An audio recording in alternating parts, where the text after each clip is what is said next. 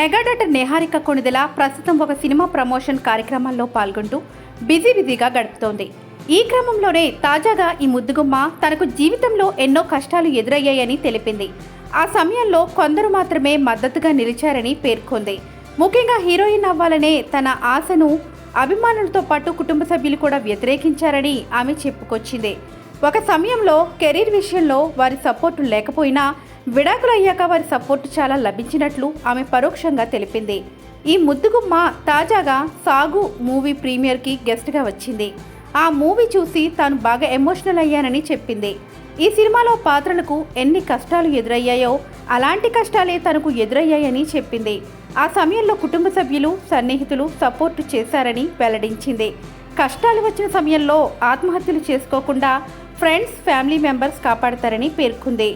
అయితే నిహారిక మాటలను ఫ్యాన్స్ ఒక్కొక్కరు ఒక్కొక్కలా అర్థం చేసుకుంటున్నారు.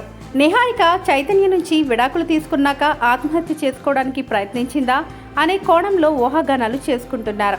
ఇకపోతే నిహారిక విడాకులు తీసుకున్నాక నటిగా నిర్మాతగా కెరియర్ పునఃప్రారంభించింది. ఓ ఆఫీస్ కూడా ప్రారంభించింది. పింక్ ఎలిఫెంట్ పిక్చర్స్ పేరిట ఇప్పటికే ఈ ముద్దుగుమ్మ ఒక ప్రొడక్షన్ హౌస్ రన్ చేస్తోంది.